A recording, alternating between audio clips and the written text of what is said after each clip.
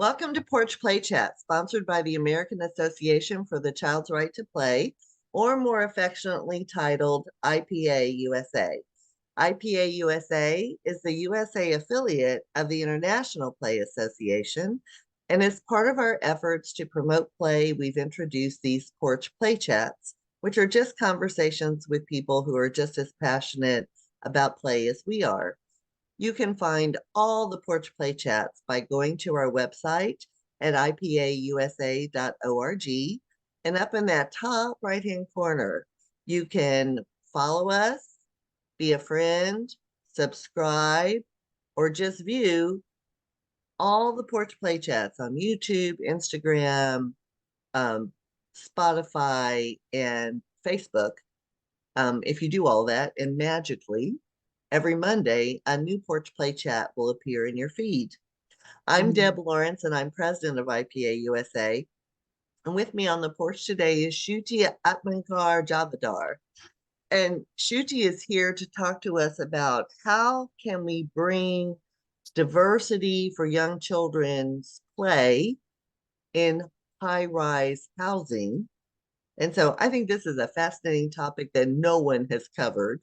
And I know that in urban areas, there are lots of these issues. And so what got you interested in this topic in young children's play, and why particularly in high-rise housing? Well, Deb, first, thank you for having me. And I'm really excited to be chatting with you today on the porch. All right. So what got me interested in young children's play, and particularly in high-rise housing, is, I started off my journey in play and children's play. I was really curious about, what happens in the learning environment. And I also then started to realize that there's already so much that happens. And oftentimes play is kind of directed as, play-based learning. It's kind of packaged that way. And I was hoping to kind of dig into that a little more. However, around the same time, and this was during my Ph.D. days, almost 7, 8 years, or maybe, 6, 7 years ago. And around the same time, I also had 2 girls, my own children, about 3, 4 years apart, both of them. And that was also the time I had moved back to India from the US. I was living in high-rise housing. First, I lived in not a high-rise housing, but I lived in a ground floor plus 3-floor residential, single standing, residential building. And then I moved on to another apartment, which had ground plus 13 floors. And at that point, that was the norm. This was about like a decade ago. That was the norm. That was the top, highest that you could go. But now the rules have changed and you can build a lot more. Perhaps I should give a little bit of a background that I'm trained as an architect and landscape architect. So, a lot of my thinking stems from the physical environment and particularly the built environment.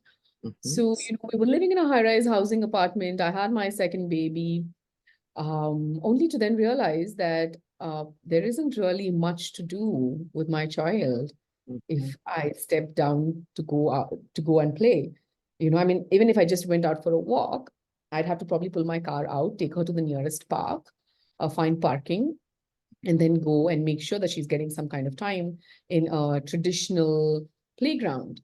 And I said, all right, let's see. And that really got me thinking, what are the opportunities for, young children living in these high-rise housing? Because the truth is that in India, especially in urban India, all our cities, we are seeing a huge movement of a lot of high-rise housing that is coming up, also popularly known in South Asia and other countries as housing estates. So we have tall towers, we have about 30 floors or 50-floor residential buildings, really small, dense apartments, high-density housing, but a lot of open spaces. And it got me thinking, what are we offering our children in these housing developments? Because children up to, let's say, 7 years or 8 years still need that kind of diversity in their everyday, and unfortunately, there's so much focus on learning and talking about play and kind of packaging play as, play-based learning, but be able to step out of your home, out of the doorstep and say, I can go and get my hands dirty today or just have, a bunch of loose parts lying around. Does that even happen? And this really got me thinking. And because I was sensitive to this, I started hosting these small play parties where, we would just have all these loose parts from, then Amazon was just getting started in India. So we had all these boxes lying around and, other materials. So we just started doing these things. I first did it at home. And then I said, you know what, this is quite cool. And I had another parent who said, oh, could you come and do this in our housing development? Again, she also lived in a, 20-story apartment building. I said, sure, why not? So kind of did that for almost a year where I would go every other Saturday and just take, like fill in my car with Mhm, just boxes, old bottles, just random stuff, loose parts that, junk play, but stuff that we find in our everyday, take mhm. it and then, just have fun with kids. And all we needed was a sheltered space because it's really hot in India sometimes in Right. the afternoons. So we needed a sheltered space. If the weather was great, then we were out there on the lawn. But all of this thinking and, just doing all of this action kind of really got me interested into saying, what else? What are we currently providing, which is clearly not enough? Because we as parents are having to seek out other Mhm. programs, in the city to send our child there. Or so I was really critical about it. When I look back at this, I feel like I was really critical about it and saying, there isn't much. What are we doing? So this really got me started. And so my dissertation actually was one of a kind because I was looking at like this really deep rooted study, which was generating new knowledge around where do young children play in high rise housing. And I was looking at an entire suburban area, which is very close to a IT park, which is a technology and biotech park in close to the city that I live in. Looking at that entire area, looked at more than 200 housing societies or estates. That, I literally like I started with windshield surveys, but I visited about 63 of them. And I would go and see, okay, let's see, what do we have? Where can children play? What can they play with? And with whom are they doing it? So it Mm. really started with this. And I thought I'd kind of stop there. But then I said, oh, you know what? There's so much more to talk about and to, learn from this. And, you start digging that rabbit hole and you're Mm. getting deeper and deeper into what Oh, you're interested in. oh yeah. Those rabbit holes you go down can can be a little overwhelming. You're like, okay, we Yeah, finished before 10 years yes. of a dissertation. Yeah, and I think the practitioner in me as an architect and landscape architect was like, you know what? I can't have a dissertation that just sits on my shelf. I need to have something, create a tool so that Mhm, at least we know if this is what we're providing today. And mind you, all these housing estates that I went to would have this standardized play equipment, either mhm, it's placed in, it would be rare to find it on a sandbox, or mhm, it would, most times it's always on the rubberized flooring or the EPDM flooring. So I mhm, kind of, I think started to put my, I would say, material thinking skills and say, mhm, what are the different materials that, children have access to in that play space? mhm. This housing development, though it has 4 or 5 tall towers, and they have a lot of green spaces, the children have access to that? So this really started getting me into looking at the opportunities in a sense, both the physical opportunities and also the social opportunities, challenges, barriers, if you would want to say. Well, Uh, and what I'm hearing too, Shuti, is that this could be applied in New York City, right? In Manhattan. This could Absolutely. be applied in any urban area. And what is fascinating to me is that, I am all about this. We got to stop saying we play with a purpose or children play to learn, because that is just robbing children of that child initiated exploration and discovery that they need every day, and not Yeah. a teacher that feels like she has to have a teacher directed activity that children can manipulate so that she can, Yeah. kind of put some play in there, but she still is Absolutely. able to answer to higher ups who are like, well, why are you doing that? And what are they learning from that? And all those things. We don't need to defend it. There's tons Uh, of, learning that happens, but that happens when children are playing and it's their choice and they stay as long as they want and they play with whoever they want and etc. So I want to get back because what you did in India is what we call pop-up play. And Yes. yeah, and what a beautiful gift you gave to those children. Yeah, Just I really wish I could continue it longer, but I mean, I had to finish my dissertation at some point and right. also go to all these other housing societies. So this really got me thinking, if I had to answer your question and to be like, okay, it had, and again, if you think about it, I feel like it defeated the purpose of play itself, like what we know as play, to say Mhm. it's something that's self-directed. This was definitely not self-directed, right? Like I was taking containers and cartons and old stuff and just going and saying, okay, here's all of our stuff. Like I was creating that space and time, and then convincing a bunch of parents saying, you know what, this is a great thing for kids to just come and like hang out and do what they want.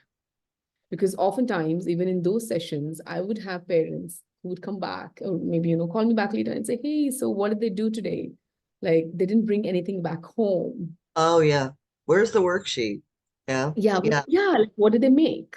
I saw that like, you had like markers as well today. Did they do something with it? Did they build something? Is that, but the whole idea for me was at that point was, you know what, I wish that they could keep coming back to this, what they have built or what they're doing. And I wish that we could leave it the way it is. But unfortunately, there's so many constraints when you Mhm. live in a housing development because it's a mixed group, intergenerational group of people who are living there. The young children, there are older kids, their grandparents, their parents, they are people with no children. Mhm. There's different groups of people who live together in a high density environment. And in such a space, what kind of opportunities could we give children? So, in my dissertation and my work, I kind of then put together about like 8 environmental play qualities and identified about like 40 physical elements and surfaces, and it ranged from everything from loose parts to fixed play equipment to like seating areas, natural areas, diverse surfaces and textures. So I was looking at everything and kind of created this kind of format, a tool rather, that designers could use or even play workers could use and to Mhm. evaluate the space. So yeah, that was the kind of outcome that I wanted from the work that I was doing, and I believe I did that. I in fact managed to show that part of my work at the IPA Calgary, sorry, not Calgary, the Scotland conference Oh recently. yes. So you Yeah. were there and I was there. How come we never connected? That's Because crazy. I think there were so many people. There were so many people there. And I think we wanted to listen to everyone and do so much. And I guess we just didn't cross paths then. Um, No. but but yeah, I kind of put that work out there and it was really well received by a lot of play workers, in fact, saying, oh, you know what? This is really visual. It's not just like a checklist. Mhm. It's really quick and easy. It kind of summarizes everything that we try to do in the field as well, which is actually good for me to hear because I wasn't speaking to a group of designers or architects, right? So yeah, I think, and also hopefully it's going to be published at some point in the near future. And when that's out the paper, then I will share that with you. And of Oh, course, please. share that with everyone else so that the idea really is that, we should have access to all of this data or not just the data, but just the tool. So, The we can tool create better sounds cases. Yeah. amazing. And one of the things that I struggle with when, we talk about all the protective surfaces that we put underneath the cushioning materials, blah, blah, blah, blah, blah.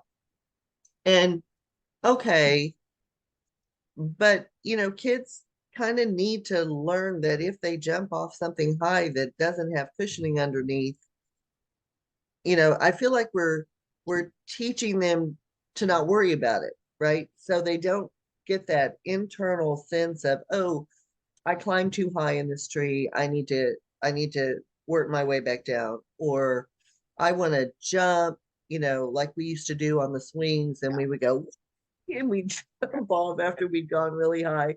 we learned some things from that about where our body was in space and Yeah. what was maybe challenging versus what might have been hazardous, right? So I feel like it's this tool might also, the big area that I find that child care programs are struggling with is they say, well, our playground inspector won't approve that. I mean, putting buried logs in the sand or in dirt on the playground, or my licensing inspector won't Mm. allow us to do that because children might fall. And I'm like, yeah, like, kind of they fall and they learn from that Yeah. and they pick Exactly. themselves back up. Yeah, And so absolutely. the tool Absolutely. might be really helpful Yeah. in not just with designers, but in gathering a group of playground inspectors or licensing specialists and Mm. just saying, hey, this is why children need Yeah. this freedom and Yeah. access to some risk Yeah. without us being overprotective because we're really harming their development. Yeah, absolutely. And I think oftentimes, this particular thing about risk and children learning about, what the threshold is, what would happen if I jumped off from here, and Yes, often what would I think, happen? yeah, and I think we still talk about it in terms of just the surface, because I think that's something that's right there in front of you. So we say, oh, rubberized flooring, everything's become so sanitized in playgrounds. Oh God. I also think this kind of extends to the idea of the kind of plantation that we do. So I Mhm. must share this story, in one of the housing developments here, the design that we've completed. We kind of provided lemon trees or lime trees in Mhm. the children's play area, because the idea really was that, it's not seasonal. It's kind of growing all year round. It has thorns in it, so children will learn. It's more than just reading in a book, from where do Oh, lemons come and how do so those leaves cool. grow, right? So even like kind of extending the idea of risk to plantation and to, kind of expose children to that is so important. Because, we had a parent after we did the project, we were doing some post-occupancy evaluations at the studio. And we had this, some of them, my husband also, who's an engineer, he was there at that meeting. And they asked him, whose great idea was it? One of the parents asked him, whose great idea was it to put a lime tree right next to where kids play? Because it always, the thorns of the lemon tree kind of hurt the kids. It's not a great idea. We shouldn't have done it. And that's when immediately, we kind of in unison said, well, the idea of having it there is so that our children know that a lemon tree, does have thorns. Mhm. Now they will know forever, one. And Mhm. two, they will know how to manage themselves when they get too close to the tree, if they try to climb it or try and pluck the fruit, right? Mhm. I think this kind of thinking that, we can do can comes through kind of a holistic approach. So it's not just, oftentimes, it becomes about the fixed play equipment and the surface Mhm. that on which it's lying on. There is so little exploration, I believe, in the kind of natural environment that can be provided as an opportunity for young children's play, because we know how diverse nature is in terms of play, especially for young kids. A small stream, a Well, and little I hill. think especially in urban areas, we need to bring, even though they may have green space, right? Yeah, They there's lots of beautiful green space and grass that they have to water forever in India because it's so hot. But in the US, we have places that get really, really hot too.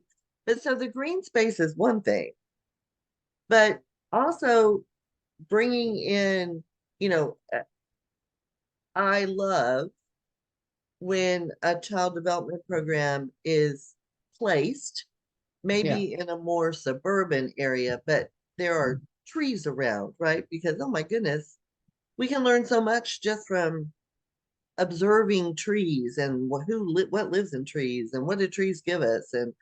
And so even providing more natural elements, maybe even in those green spaces, having some kind of community garden that children can explore and play in those urban areas where they may not have access. Absolutely. Yeah. They do. So the reality is that in these high-rise housing estates, there are green manicured spaces, but oftentimes, there's so many barriers. So there's the Mm. management barrier that say, you know what, you need to keep off grass, you can't Oh pluck yeah. the Oh yeah. flowers. There's that dimension as well. Mhm. Therefore, it was so important for me when I was doing my work, and even till today, to look at the space not just in terms of design and say, okay, we're done with the physical environment, we've kind of moved out of it, but to keep going back and look at post-occupancy evaluations and do that as part of what we do at work and say, how can we learn from that? If this is the kind of societal barrier to play, then how do we remove that? And Mhm. oftentimes, more than removing, I think it becomes about awareness and education. Because when Mhm. you do this kind of interface meetings with parents and caregivers of young children, this thinking that unfortunately, a lot of mainstream media has about, safety and protection. And then, Oh I yeah. mean, about like physical safety in play, Mhm. you know, is so high, which removes risk and the incidental play. I think it's so important to kind of bring that conversation back and with parents, with caregivers, because I don't think these conversations happen at schools, do they? I'm Right. not sure how many mainstream schools have these kind of conversations. I'm sure Montessori education institutions and Montessori schools, or even a Waldorf school, I'm guessing that kind Yes. of thing would And have. probably forest schools, right? Because kids are in the Yeah, forest all day long, and yeah, those are absolutely becoming. forest schools. Yeah, And for those of you who are listening, forest schools are. I mean, parents are like, okay, I think my child needs to be out in nature more, right? I don't think they need to be in a closed classroom all day learning. And so forest schools are exploding in the US. I mean, they are popping up everywhere because parents are beginning to, I think, see that this sort of sterile environment where there's no opportunities for risk may not be what the long-term solution is for their children. So I think that's I yeah, think I think parents are beginning to become aware of that.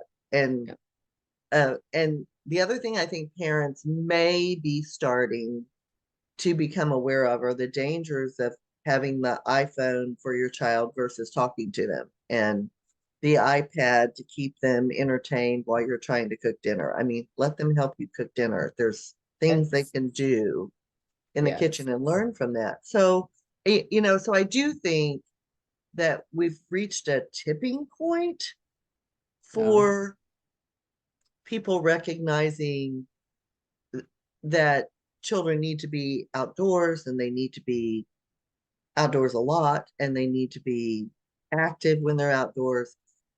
I think we're still struggling with but they can't run on the playground because they might fall. Or, oh, don't jump off of that, you might hurt yourself. And so now they're hurting themselves because they haven't had those opportunities to learn those where I am in space lessons. yeah.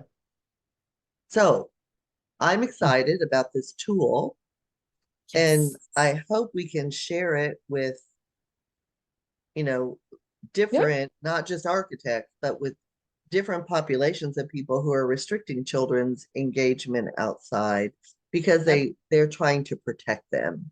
And Yeah. everybody has good intentions, but not always are those good intentions helpful. And so I think we need to swing the pendulum back and Yeah. be able to engage other populations. And boy, IPA USA would be so helpful to have you do that. So Yeah. I'm gonna any last thoughts, Shruti, before we close out? Oh, I can't believe time's up already. I know it's so fast. I feel like there's so much more, Oh, that's why you'll have to in come back for terms another of one.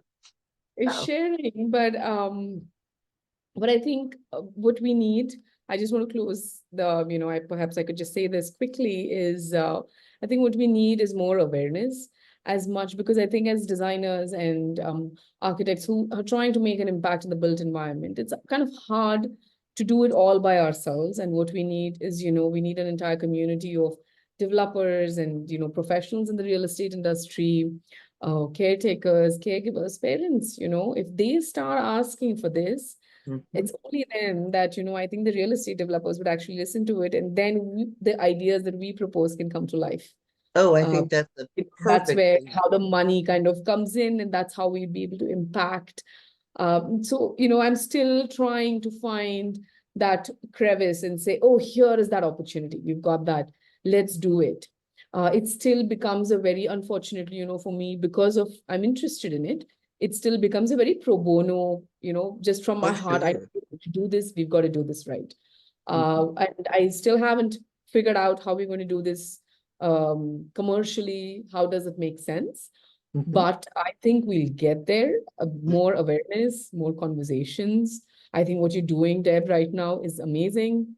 We need to have more conversations like this, share them with others as well. So we kind of We all, understand stage. yes, and it's like it's not just early childhood people, and it's not just public Yeah. school people or private school people, and it's not just the Waldorf people and the Montessori people and the Reggio Emilia people, right? Who believe in this. Mm. But again, we're in our pockets, right? And we're preaching to the choir, right? Instead of Yeah. reaching out to other populations. I mean, I do think that if we could get parents, especially when they're getting ready to plan new developments within neighborhoods, whether they're urban, suburban, or rural, I do think having these conversations as have we thought about, and maybe the tool will help. That's what I'm hoping, that the tool can be used as a platform for people to consider as they're doing all of this new planning for developments around. All right, that was amazing. Hold on, I'm going to close this out, and I'm actually going to do your bio before I close this out because I forgot. The reason why you need to listen to Judy is she is an environmental she got her PhD in environmental psychology from the Graduate Center um, at City University of New York, and her master's degree is in landscape architecture from Virginia Tech, which is where one of my stepsons is a professor, Nice. and um, in the School of Architecture from School of Planning and Architecture in India. So she knows what she's talking about, and if we can listen to her messages for today and consider how we can incorporate what she did in her dissertation and in her field of study into what's happening in your city. I think we have to start local and then sort of spread the message. But I think that tool is going to be valuable. So hopefully soon we will see it. Yes. All Yes.